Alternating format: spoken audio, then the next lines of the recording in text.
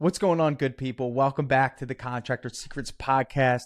My name's Tanner Mullen, the founder of Drip Jobs and also host of this podcast. And in today's episode, we're going to talk about the 4 C's of building a successful team.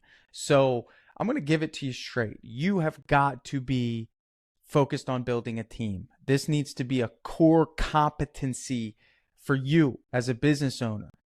Building a team really is a skill set that I've developed over many years of being in business. Now, I'm not going to say this was when I owned a business. I'm going to even take you back to when I was bussing tables at a restaurant at the age of 16. And the aspect of team building really came about in a restaurant for me, because essentially in a restaurant, you have 2 teams. You have the front of the house and you have the back of the house. And these 2 teams have to work together in order to get to the end goal. And I think one of the things that I loved about the restaurant is that, there was a victory that occurred during the restaurant, a crazy night, like maybe a Friday night, Saturday night. Our manager would huddle all the servers and bussers in the back, and the cooks, the kitchen manager, everyone would be there, and he'd give a little speech and he'd say, all right, guys, listen. We have 200 on the books tonight. It's going to get crazy. I'm here if you need me. Let's make sure we remember our upsells. Let's make sure we remember, whatever it is that we're trying to do that evening, or, whatever experience we were trying to create. And I just remember thinking, like, that was so valuable for me. I always loved the aspect of team, of camaraderie, of everybody being on the same page. And as a leader of a business, I think more than ever, you need to be aware of how creating a team atmosphere impacts all the individuals in your organization. And I think the key component of a team is the individuals that make up the team, and the quality of those individuals and the quality of their standards. I've been in a position where when I first started out in my painting business, I didn't have team players. I had individuals that were the opposite of team players. They were very egotistical. They knew it all. They were really experienced. So someone like me, although yes, I was the business owner, they would not take my leadership seriously. Or I had individuals that just didn't want to be a part of a team. And it just kind of hurt our energy, our flow. So about a year and a half in, I really started to make this a focus. I wanted to recruit individuals that I could mold into a really strong team. And if you look at our reviews, you would notice that, most people who leave a review, you go do this, Google premium painting in Ocala and go check us out on Google and look at what the reviews say. It's all about the team. And the core components, we're going to get into the 4 components of a great team. I'm going to say this, that number 1 is going to be character. Character. I define character, and this was written on the walls of my elementary school. I remember this from so long ago. But character is who you are when no one's looking. And I think if we were to outline our perfect star player for our painting business or whatever business you own, it's going to be somebody that looks out for the company's best interest even when they're not expected to, right? And I think that needs to be reflected in you as a leader. There's been many times in my business where I had the opportunity to cut a corner. I had the opportunity to cut a corner financially. I could have cut corners when it came to shaving hours or not paying that little bonus that somebody probably forgot about. But I always made it a point to operate with integrity as a leader. Why? Because everything reproduces out of its own kind. Even though no one's going to know half of the things that I could have gotten away with as a business owner, my moral compass doesn't allow me to sway, because I know for a fact that if I continue to sow the seeds of integrity and character in my dealings with my team, they will reciprocate that by nature. And if they don't, they'll pop up as weeds and we'll be able to spot it and rip it out, right? Because everything that I want in my business needs to be done with integrity. Everything. What we say and what we do need to be in complete alignment. And what I think as a leader needs to be in complete alignment. So then, therefore, I can be in a position to manage individuals with high character. In other words, you can't tell someone to operate with character within your business if you're doing things that aren't integral. I'm going to give you an example of this. When I first started coaching contractors, I can't believe I'm saying this, 5, 6, 7 years ago, it was enlightening to me to see how many people don't get the right insurances, right? In other words, they don't want to pay for workers' comp, or they don't want to make their workers employees. And to me, that's not operating at a high standard. That's not good character as a leader, because you're not looking out for the best interest of the people that come to work for you every day. Now, this is a topic for a different time, but for me, it starts with you, right? So having a team that has strong character comes from you, because if you have strong character, you're going to know what to look for when you're recruiting individuals, right? You can't see in someone else what you don't possess in yourself. So for me, it's all about character, every bit of it, having a strong team, because ultimately what happens is your goal as a business owner is to recruit individuals with great character, so then they can ultimately blossom into leaders. And this allows you to duplicate, right? This allows you to multiply your organization and keep the standard high as you do that. There's many companies that can multiply, right? And I'm going to do a humble brag here and say that we've maintained a 5.0 rating. And for me, I'm extremely ecstatic about that. I hope at the time that you're listening, it's still 5.0. We do everything we can to maintain that. But I'll say the reason that's possible at scale is because the growth was natural, and the individuals that I place in leadership positions, which means they make decisions, which ultimately goes back to what my definition of character is, which is making choices and decisions when no one's looking, even if you're not going to be rewarded for it, but you're doing it because that's who you are, okay? And they're the ones that are growing the company, right? There's good people that are making decisions on our behalf within our organization, okay? And this stems from character, right?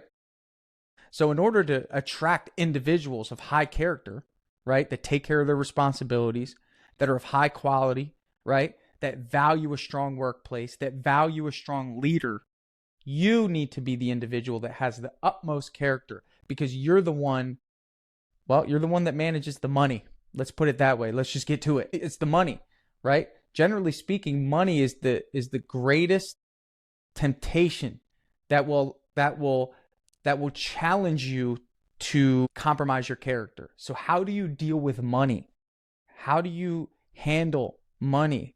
Do you nickel and dime everything? Do you try to get away with one? Do you cut hours? Do you shave time off the timesheets to save money? Or do you just do what you're supposed to do as a steward of the resources within your business, right? Because we can't just talk about the four qualities, the 4 core competencies of a great team if we don't talk about character. Yes, the team members are the ones that make up the character, but again, let's get back to it. You're a part of that team, right? And I imagine you're listening to this. I just hope that you operate with integrity in all your dealings, because the seeds that you sow now will reap the fruits of the future. Sow good seeds. So next, number 2, core competency number 2 is going to be care.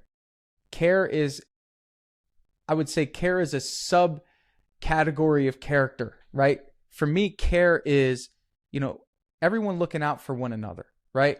And I think there's a component of empathy when it comes into care. I take team very seriously in my business.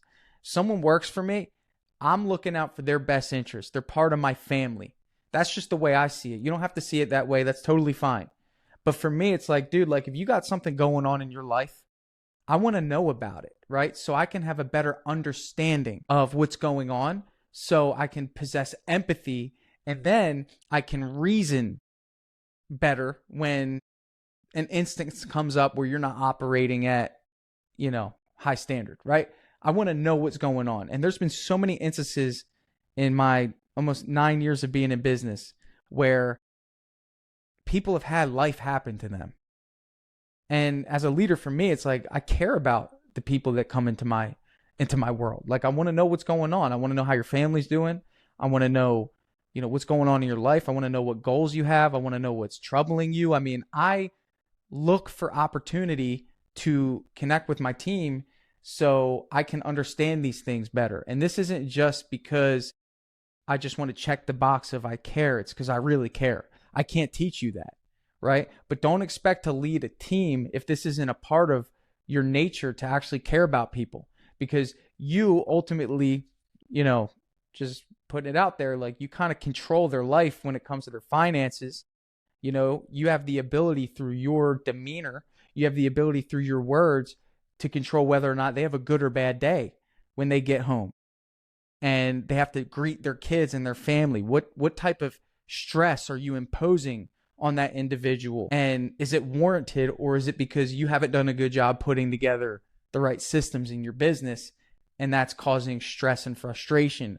Or are you taking on projects that are overwhelming the individuals on your team when you shouldn't be taking on those projects, but you're looking out for your own best interest rather than what's the best for your team? Self-reflection is a leader's trait, something that you should think about. But for me, it's care. Because here's the deal. Guess what happens? I've instilled such a culture of care, because I do care, into my team, that guess what winds up happening? They start caring about each other. See, in other words, we don't create competition within our organization. I don't do that. We don't do competition. We don't do gossip. We don't do competition. Anytime someone tries to bring to me one of those two things about competitive nature within a team, okay, it's a dead end. Don't even talk to me about it, right? That's just what I've created. What type of culture are you creating when it comes to competition, and when it comes to gossip, when it comes to that sort of negativity that can impact your team? No, everyone has each other's backs, right? And this could easily happen. And I know you're listening to this and maybe you have this sort of experience, but I have 4 crews going on right now. And for me, it would be easy for me to foster an environment of competition, right? But guess what? For me, I understand that maybe one crew might be doing something really well for the first few weeks, but that's not going to last forever. So let's make sure that we're helping out the other crews along the way. Let's make sure that if I elevate someone to a management position and I have someone already in a management position, that person isn't scared that they're going to lose their job because I elevated someone. No, we're going to collaborate and we're going to share ideas and we're going to help each other be better. Let's make sure that if someone's a crew leader and I elevate someone up, that they don't fear for their job, right? So care. It's just care. It's caring about what your employees think based on the moves that you make, or what your team members think based on the moves that you make. As a leader, care. And that care is going to translate, right? So if we foster a community within our business of individuals that care for each other, right? So they have high character, good character, they care about each other. Guess what that means? That means they're going to pour that in. They're going to send it down the line, right? And where's that go? To the customer. So you have high quality individuals with good character that care about one another, that have each other's backs. Guess where it comes from? Me, right? So if I operate with high integrity as a leader, if I do everything by the book, because that's how business should be done, if I care about the individuals and what's going on in their life, they wind up caring about each other. And next thing you know, guess what happens? The customer receives the fruits of that, and it gets reciprocated. And the customer experiences the energy that happens on that job site where everyone's got each other's backs. You know how many people have told me that they've had people come work for them and there's like this animosity happening on the job site in their home, or arguments happening? Now, I'm not going to say we've been perfect for 9 years. I can't say that. A couple of things have happened, but for the vast majority of time, there's been a general consensus of we've got each other's backs, teammates helping in. I've had individuals that finished their jobs early after a long week of working and volunteered to go help out another crew that was struggling to finish. Like that sort of stuff. It's very hard to put in the words, but it happens when you foster that sort of culture, that sort of culture of growth, but also collaboration, right? Core competency number 3, This one's a big one. Courage. Okay. This comes from you as a leader, but this is an element of team that's so important, is that when you think of a team, you think that every team has a leader, right? Every good team has some sort of leader. In football, you got the head coach, the quarterback. There's an element of courage that needs to come from you as a leader. That first element is going to be, making decisions and confidently making decisions, even though no one else is there to coddle you as you make them. Not being afraid to make the wrong decision, right? And being courageous enough to backtrack when you mess up and be vulnerable. Be honest with you, I think vulnerability is courageous. I think there's been many times in my business where I've made a wrong decision in front of my team, and I said, I messed up on this. Like, I don't know. I don't know. I think it even happened today. Like, I ordered the paint for this project that we don't normally do, but it was within our range, and I ordered the wrong primer. And I just talked to my project manager. I said, yeah, I messed up on that. Like, that was me. And I think you got to create an environment of vulnerability within your business too, because mistakes happen. Like, you can't expect people to be perfect. So for me, being courageous in that regard is being vulnerable, showing that it's okay to make mistakes without anyone fearing for their job, right? I also think there's a component of courage when you fire someone and be bold about it because they are not the right fit for your organization, even though they might produce good work, right? I've had that happen. I've had individuals who are incredible at their craft, but guess what? They're not a good culture fit. So although, yes, I could profit from that person, no one likes working with them. That's courage, okay? Courage is facing a situation head on, not running from situations. We forgot a touch-up that was scheduled for weeks. We missed it. Just calling the customer and say, we messed up. Hoping that they show a little grace. That happens, right? So creating an environment of courage. And again, what does that do? It goes right to the team. They can make decisions without being scared, right? Allowing them a little window of risk. This is how you create leaders within your organization, right? So if I am in charge of the entire organization, I'm going to have many teams of leaders that have a small window of risk that they're allowed to take, and they learn how to take risks through me, and they learn how to treat their team members through me, and they learn what not to do through me, right? And this allows me to multiply. I get asked a lot, Tanner, how do you manage drip jobs? How do you manage premium painting? Well, the good news is I don't paint anything. I was thinking the other day, I don't even have a paintbrush. If I had to paint, seriously, I do not have a paintbrush. This is crazy, but it's also, it makes sense because I've just focused so hard on building people up. I'm a team guy, right? I want people to win. I want people to be able to pay their bills. I want them to be able to take care of their families. I want them to come to an environment of work that feels like growth. We're not drinking, right? We're not at the bar. We're not doing any of that. We're coming to work. I want their spouses to know that when their husband goes to work, he's going to come back a little bit better because he was held to a standard. That's what I want to create. What are you creating? You gossiping on the job, right? You alienating people, right? You trying to be too friendly with your employees and trying to make friends. When does that ever work out? It doesn't. You have a responsibility, right? Especially you being a younger entrepreneur. Chances are you're young. I saw my demographic who listens to this podcast. It's pretty young, 25 to 35. Chances are you employ people that are older than you. Sorry, you have to be the one that's disciplined. The rewards are plenty though. So I suggest you start aligning your business in a way that is of high standard. So all you attract and the only people that come your way are of high standard, right? Team environment, we talked about it. Character, we talked about it. Care, courage, right? Number 4, last one, conscientiousness. Conscientiousness, right? For me, it's an element of awareness of what's going on, okay? And I think I'm going to probably say that this is an element of having character, but like having awareness is so important as a business owner. Being able to I would say when I used to play video games, I used to play Madden, right? Madden football. The running backs that had the highest level of awareness, right?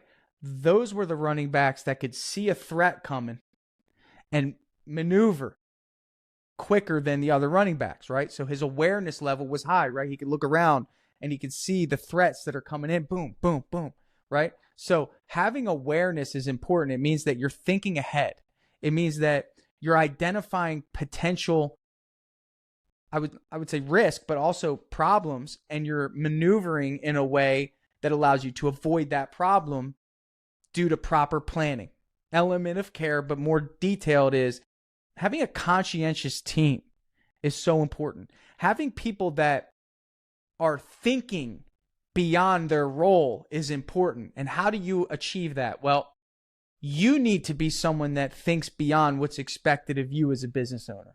In other words, I'll give you a really good example of the level of awareness and conscientiousness that I have that is very hard to put into words, but I'm going to try. Having awareness of the type of customers that you're selling jobs to, having awareness of the personalities that they have, having awareness of the personality types of the crew leaders that you have, and having awareness of the type of personalities that your project managers have, and then positioning the project managers based on their personalities with the crew leaders, okay, that align with those personalities, and then hiring people and positioning them with the crew leader that they fit best with. And then when it comes to scheduling jobs, choosing the crew and the project manager that best fits the type of customer that you sold a job to.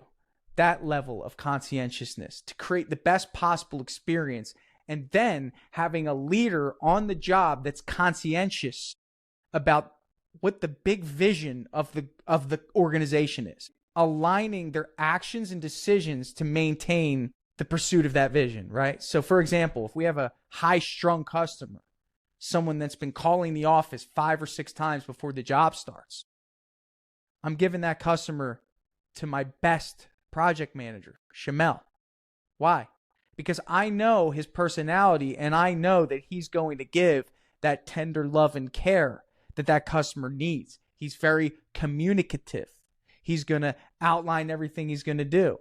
He's going to outline the process. He's going to check in with them frequently, and he's going to do a great job. And then I'm probably going to give him one of my excellent crews that are maybe really great at one element of the project, depending on what it is. And that conscientiousness is going to stumble down the line. I'm going to say, hey, Bo, this customer has been calling quite often. They're a little nervous about this project. When you get there, I want you to spend some time outlining the best way to go about the project, right? That level of conscientiousness. And that level of conscientiousness is an element of care about the overall vision of the organization, right? So I'm just giving you some examples here because I want you to understand that these 4 elements are so important. You're not going to grow if you can't develop and nurture a team. I don't care if you're doing subcontractors or not. I'm an employee guy. I think employees is the best way to run a painting business. I think the fear behind employees is exactly what we're covering today, is the fact that what I went over with you is work. It requires you to be fully invested into individuals rather than renting help. I know that might be controversial, but for me, if you're talking impact, you can't really get any better than having a team of employees that you've employed for years and given them opportunities and help them elevate within your company. Is there a place for subcontractors? Sure. And I'm sure there's times where you can create a really good subcontractor relationship. But if you really want to impact as a leader, the employee model has that for you. It does require you to be better. You have to have the pressure of keeping people busy, right? You are directly responsible for their income. A subcontractor relationship, you could just be like, hey man, I don't have any work this week, and you have no guilt. To me, I don't like that. I kind of want the pressure. I want to build that team. I want to build that organization. I want to build that culture. I want people to wear our logo. I want them to come to work with a purpose and a mission and a brand that they could be proud of. Hopefully my teammates will say that we've achieved that. But again, we'll get into We'll get into growth maybe in another episode. So going over the 4 core competencies of leadership, and when it comes to a team, is going to be character, it's going to be care, it's going to be conscientiousness, right? Big one. And of course, courage. So I hope you got something out of this. I hope it helps you maybe reframe your approach to when it comes to building a team. I'd love to hear your feedback. So whatever you're watching this on, comment. If you're on Spotify, you can comment. If you're on YouTube, you can comment. If you're on Instagram and you got, if you see this somehow, comment, right? And be on the lookout, guys. We got Liftoff 2025. That's coming. The landing page should be up pretty soon. 25.com. I'm bringing in 24 speakers to give you rapid fire value to help take your business to the next level. Thanks again. See you.